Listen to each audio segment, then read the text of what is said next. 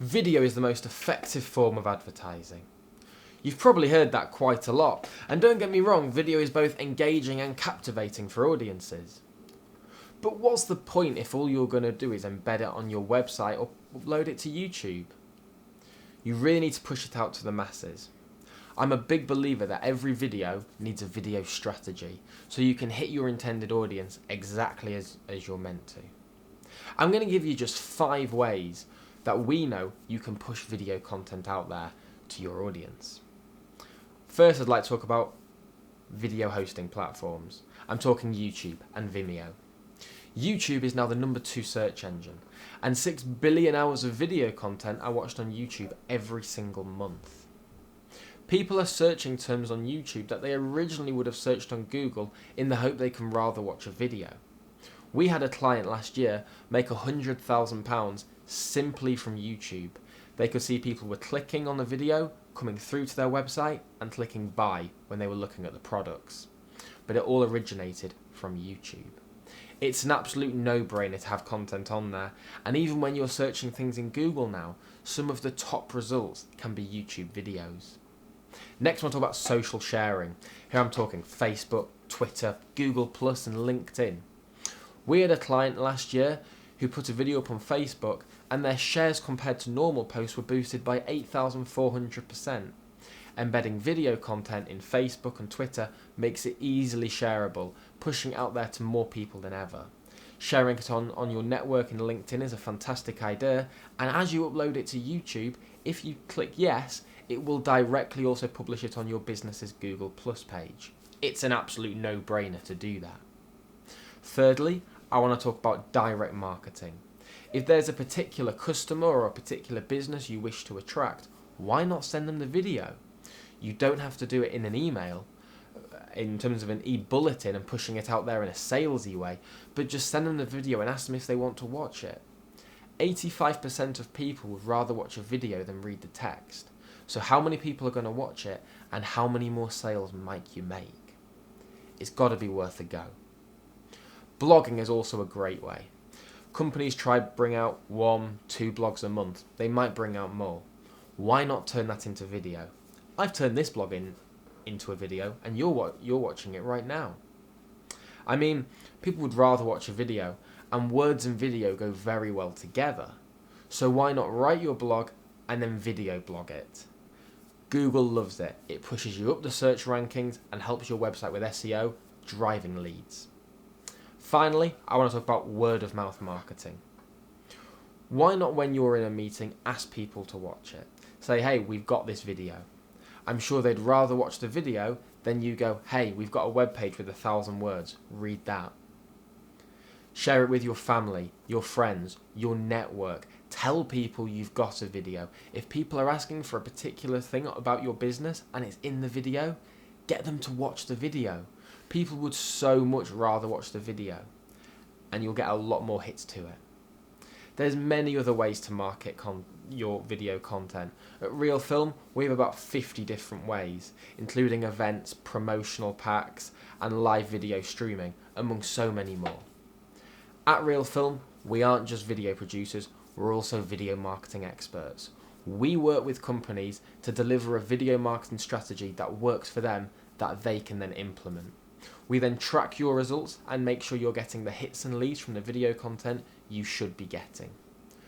We'd love to have a chat with you about how we can push your video content out there to be seen by more people. Hi, and welcome to another episode of General Nerdery. So I've been away for a little while, but I'm back now, and in this episode I'm going to show you how to send large files to people over the internet for free.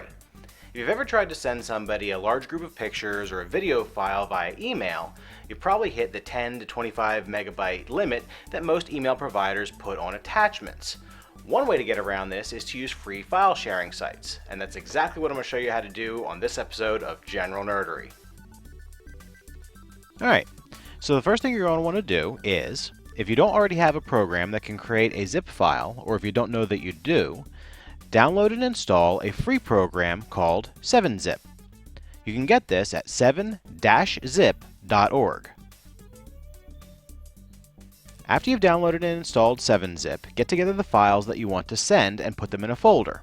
You can send up to 200 megabytes worth of files at one time for free.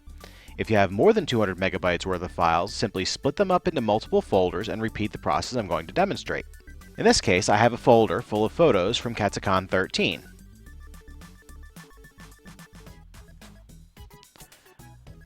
Mouse over the folder, right-click once, and from the drop-down menu you'll have a new option labeled 7-Zip. Select Add to Archive. This menu here will pop up. If you like, you can choose a different name for the archive, but the default will be the name of the folder. Under Archive Format, if Zip is not already selected, select Zip. You can leave all these other settings as they are. Optionally, you can encrypt the zip file that's going to be output. This means that only somebody with the password would be able to open it. If you're sending anything that needs to be kept private or secure, this is highly recommended, but you will have to communicate the password to the person you're sending it to one way or another. For the purposes of demonstration, I'm going to encrypt this folder. As usual, this is purely a demonstration, and this is not something I need to keep private, so I'm not using a password that I would ever use in real life. Once again, never use the word password or pass as a password. After you've done that, select OK. And we now have a zip file with the contents of our original folder. Now that we have that, reopen your browser and go to Mediafire.com. Now, there are dozens, if not hundreds, of free file sharing sites. The reason I'm recommending Mediafire is because it's the most user-friendly to the person downloading the file, in my opinion. To put it simply, the way these services stay free is that they serve advertising to the person downloading the file, and that's all fine and dandy, except for some of them are quite ruthless about how much advertising and how they present it, making it quite confusing for the person trying to download, also difficult to avoid getting things like spyware and adware put on your system. I have not had any similar problems on Mediafire. While they do certainly present advertising to the downloader, it's not nearly as obtrusive, and I've also never had any porn ads presented to me, which means that you can pretty safely send a Mediafire link to just about anyone. Now that said, you can use the Mediafire service without signing up for any kind of account. Simply take the file that you want to upload and drag it into this green box here. After you did that, you would just follow the rest of the procedure that I'm going to demonstrate in a moment. However, I'm going to recommend that you do sign up for the free account. Simply go down here, click Create Free Account. The reason I want to recommend that you do this is because if you don't have an account, even a free one, then you have no control of the files that you've uploaded after you've uploaded them. They'll stay on the server until they simply time out because nobody has downloaded them for 6 months or however long they're up there. Whereas if you do have an account, you can delete the files after you're sure that the person you're sending them to has gotten them, or you can leave them on their server and send them to other people at a later date. The point is the control is yours, whereas you lose that control if you upload a file and you don't have an account. So you just fill out the very short form right here, and that's all there is to it. I'm going to go ahead and log into my account now. There. After you've created your account and logged in, this is the screen you'll be presented with, and this is where you're going to manage any files that you upload. Simply move the browser screen off to the side a little bit, grab your zipped file, and drag it anywhere into this area. Ignore that little warning right there, as we clearly see that the file is now uploading. I'm just going to wait for that to finish.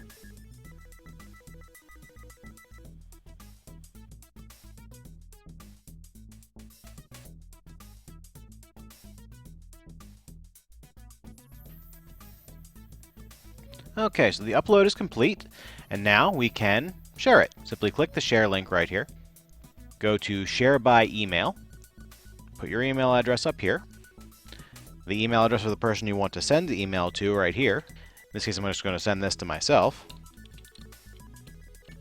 And if you'd like, you can add a message in here as well. Then click Send Link, and an email will be sent to that email address, to the recipient email address, with a link to download the file. You can close this, close this.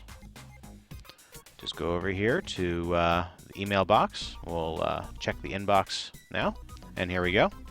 Here's the email that I just sent to myself. Now if I open that, A MediaFire user, General Nerdery, uploaded the file to share with you. File name, Katsu13pics. Download link at MediaFire.com, this link right here. So all you have to do is click that link. All the person that you're sending it to have to do is click that link. I mentioned the advertising that would pop up, and well, here it is. But as you can see, it's nothing that really gets in the way. It's nothing bothersome or offensive. Simply click here to start download, just as it says. The Save As window will open. Click OK.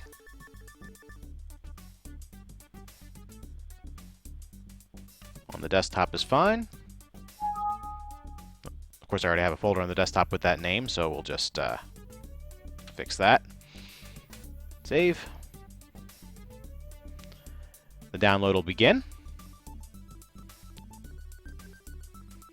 Downloading at a pretty fair clip, considering it's a 100 megabyte file. Downloading approximately 850 kilobytes per second.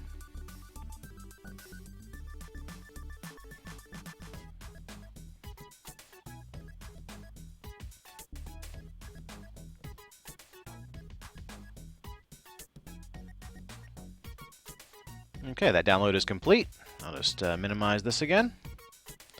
And here's our downloaded file. This is the original. This is the one we just downloaded. Same file, of course. Now, to the person who wants to open this, all they would have to do is double-click. Oh, when I have that same name in the same place problem again, I don't need this anymore, so I'll just delete the original. It's just a copy anyway. Now, they would drag this folder onto the desktop or wherever they wanted it. Now, once again, they would need to know the password since I encrypted this.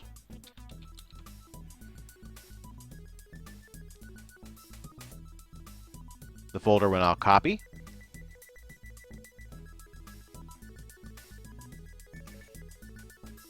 And it's done.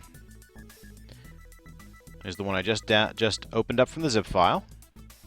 Here's my pictures. Don't need the downloaded zip file anymore. And that's how to send large files over the internet for free. For one final note, I'm going to show you how to delete the file off the MediaFire server. Just go back to your browser and into MediaFire. Select the file. Go to Actions and Delete File. And it's simple as that. The file is now deleted off the MediaFire server. As always, I hope you enjoyed this video and I hope you found it useful. If so, please remember to rate, review, and subscribe, and I'll see you next time on General Nerdery.